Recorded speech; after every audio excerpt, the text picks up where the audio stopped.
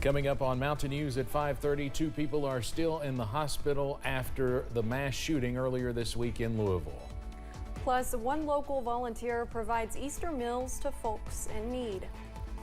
And another beautiful day today, and while the dry weather sticks around for one more day, some changes are on the way. I'm tracking those coming up as Mountain News at 5:30 starts now. Dedicated to Southern and Eastern Kentucky, this is WYMT Mountain News at 5:30. Good evening, I'm Steve Hensley. And I'm Olivia Calfee. A public vigil is underway to honor the 5 people killed in Monday's mass shooting at Old National Bank in downtown Louisville. You can watch the vigil live on WYMT.com and in the WYMT News app. CBS's Christiane Benavides has the latest. Oh my God, there's an active shooter there. Louisville Metro Police released the 911 calls that sent officers racing to the Old National Bank Monday morning. How do you know you have an active shooter on the site? I just watched it. How do you watch it on meetings? Employees were hiding as they called to get help. Is that shots fired? Yes, it is. A memorial is growing on the steps of the downtown bank where 5 people were killed. Among them, 63-year-old Thomas Elliott, senior vice president at the bank. You just don't want to believe that one of your friends would be taken like that. 45-year-old Juliana Farmer had only been working at the bank for 3 weeks. She recently moved to Louisville to help raise her 4 grandchildren. My mom was the sweetest person, loving person, a smile that lit up the room. Body camera footage released Tuesday shows officers arriving on scene and confronting the gunman. One of them, rookie officer Nicholas Wilt, was shot in the head and remains hospitalized in critical condition. This is not a Louisville problem. This truth is happening in every single city around this country every single day. The first funerals for the victims will be held later this week. Christiane Benavides, CBS News. The gunman's family released a statement condemning his, quote, senseless act of violence, but said there were never any warning signs he was capable of committing a mass shooting. Investigators say the suspect, Connor Sturgeon, legally purchased the weapon used in the shooting from a local gun dealer last week. That purchase was made April 4th, 6 days before the killer's deadly rampage. LMPD did not reveal the name of the vendor who sold the gun. The Louisville mayor says after Monday's tragedy, 40 people have been shot and killed in Louisville this year. The mayor is calling on members of Congress and the state legislature to bring about some type of change. These 5 victims should not be dead, just like everyone else who was killed by gun violence in our city, in our country, should not be dead. And so while there is a spirit of compassion and a spirit of coming together, and we are going to unite as a community stronger than other and share love and support for one another, I'm also hopeful that we are taking action. Under state law, Louisville is not allowed to destroy illegal weapons that are confiscated. Greenberg says that also needs to be changed. Currently, confiscated weapons are auctioned off.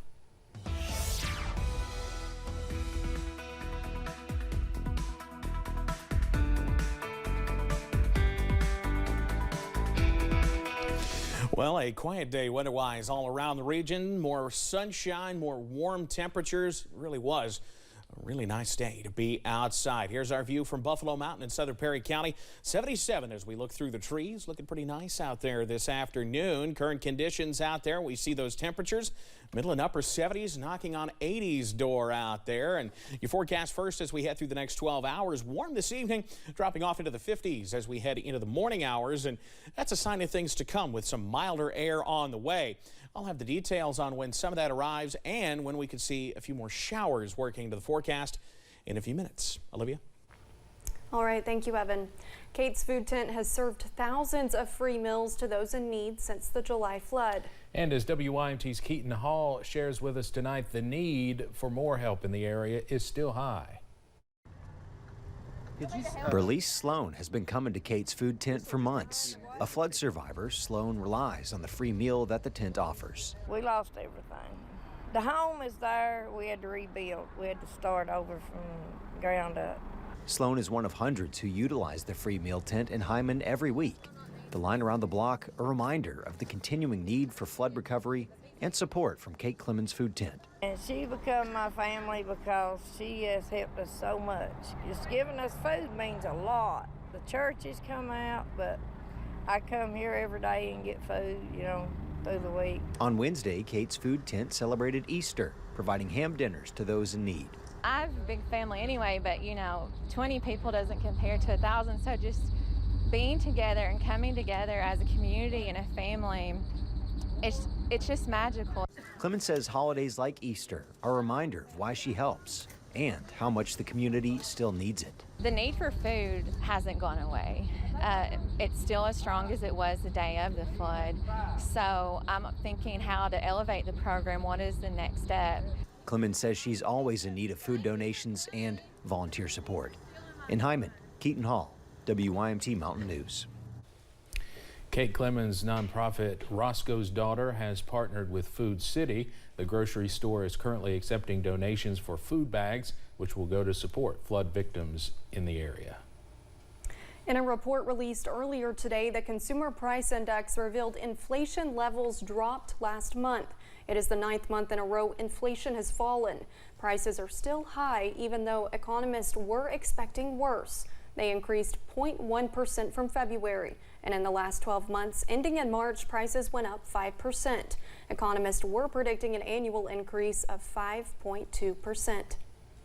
In Tennessee, Memphis Democratic Representative Justin J Pearson has been reinstated as House Representative after a unanimous vote by the Shelby County Commission.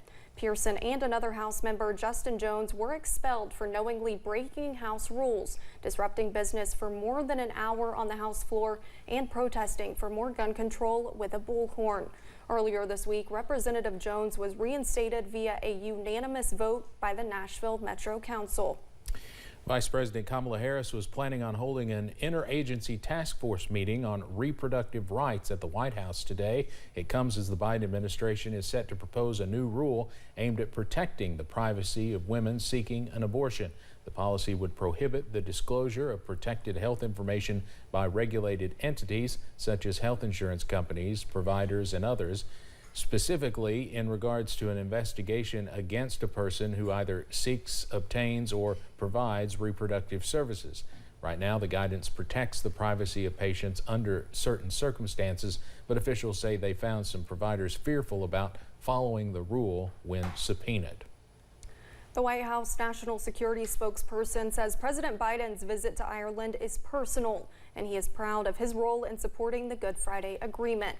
The president is visiting Northern Ireland to mark the 25-year anniversary of a peace deal that largely ended 30 years of bloodshed there, and met with British Prime Minister Rishi Sunak.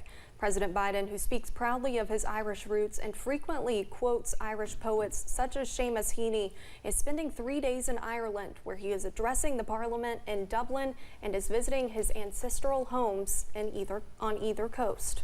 And there's a personal nature of the president's visit to the Republic, of course, and he looks forward to going to some of his ancestral homelands, as well as to potentially reaching out and talking to some of his distant relatives.